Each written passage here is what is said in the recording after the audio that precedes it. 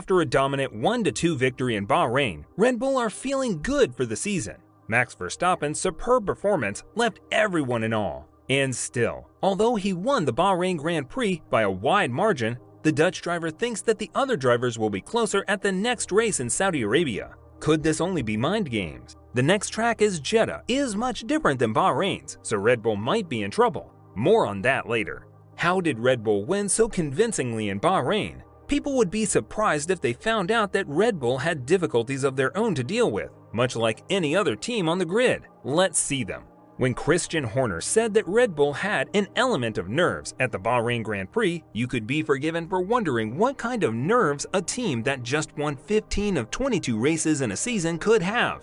The RB18 is one of the most successful chassis ever made for Formula One, and the way it ran in preseason testing suggested that the RB19 would continue that success. But even though it looked like Red Bull dominated the Bahrain Grand Prix weekend, with Aston Martin posing a bit of a threat, they were actually left chasing a setup that almost ruined their whole weekend. After the practice on Friday, Max Verstappen said that the RB19 was weird to drive after he finished behind Fernando Alonso. This was the first sign that something was wrong. Over one lap, Aston Martin's speed looked like a real threat to the team's hopes of getting pole position. However, the Alonso hype train was still lacking some steam because the AMR23 couldn't keep up with the RB19's speed over the course of the race. Helmut Marko, a Red Bull advisor, said that the team was having trouble because the temperatures were a little bit higher than what the team had planned for during preseason testing less than a week earlier. On the morning of FP3, the team did some runs on the hard compound. However, the temperatures were so hot, 40 degrees Celsius, that Verstappen's tires overheated on every run, so he had to stop all 7 of his lap attempts before pitting. Even after Red Bull switched to qualifying simulations, the Dutchman was still 0.005 seconds behind Alonso. But in the top 10 shootout in Q3, Verstappen beat last year's pole lap by more than 0.7 of a second. Verstappen said that he had to make big changes to his car that were out of the ordinary all weekend. After qualifying, Sergio Perez said that the relative temperature made it hard to predict how the car would be set up. The result was a compromise so that everything could be put into the race. This meant that Red Bull's qualifying runs were not as good as they could have been.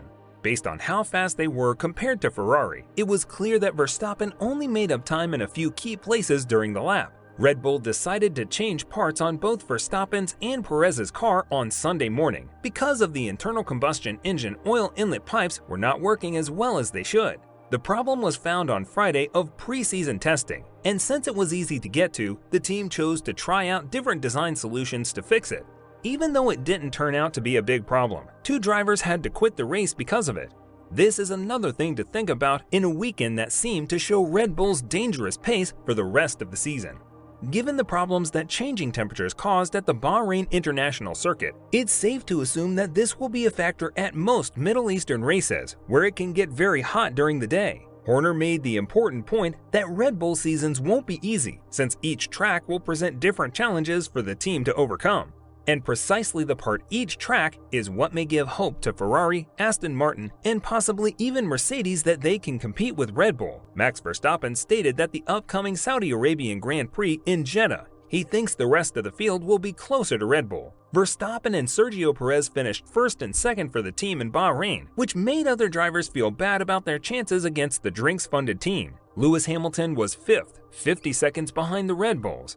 He said that the gap between Mercedes and the front was huge, and his teammate George Russell said that Red Bull could win every race in 2023 because of how well they did in Bahrain. But even though the season got off to a bad start, Verstappen said he didn't expect to be so far ahead at every race this year.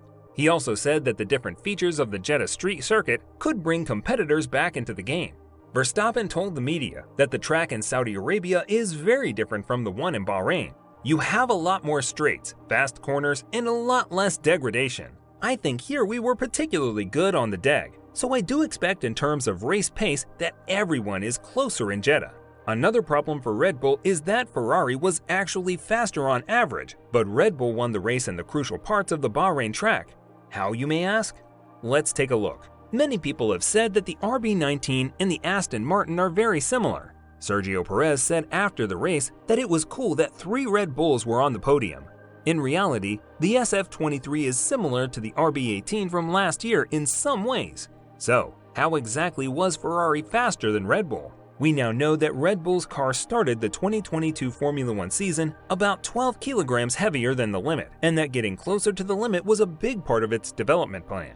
The Maranello team's car, on the other hand, was closer to the weight limit last year. For the 2023 F1 season, the team chose to work less on the weight of the car and more on the power and reliability of the engine. The telemetry data shows that the Italian team made the right choice.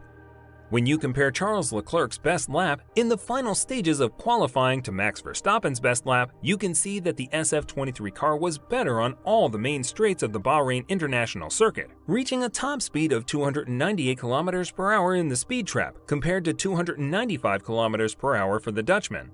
During the last championship, this was the exact opposite of what happened. On the straights, the RB18 single-seater was faster than the F175, but Charles Leclerc made up some of the difference on fast parts of the track and when leaving a turn.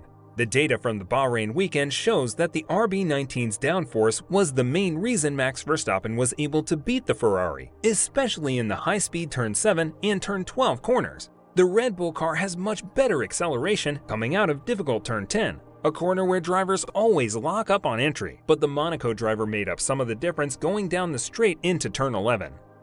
Max Verstappen was 10 km per hour faster into turn 13's braking zone. This was because the RB19 had a lot of drag in this part of the secure track. But this advantage doesn't last long once the SF23 gets into turn 14 and uses its low drag setup and faster acceleration. On the straight between the start and finish lines, he goes 6 km per hour faster, but Charles Leclerc can go faster right before the last timing line. This isn't fast enough to keep up with Red Bull, which is bad news for the Maranello team. The Italian team needs to find a way to improve during the season, or it will only be able to compete with the Austrian team on tracks like Monza and Spa-Francorchamps. While Red Bull dominated the first race of the 2023 Formula One season in Bahrain, it would be premature to assume that the title race is over. Other teams such as Mercedes and Ferrari are still very much in the running, and they have the talent and resources to put up a serious challenge against Red Bull. Ferrari, in particular, is expected to perform well at the upcoming race in Jeddah, Saudi Arabia.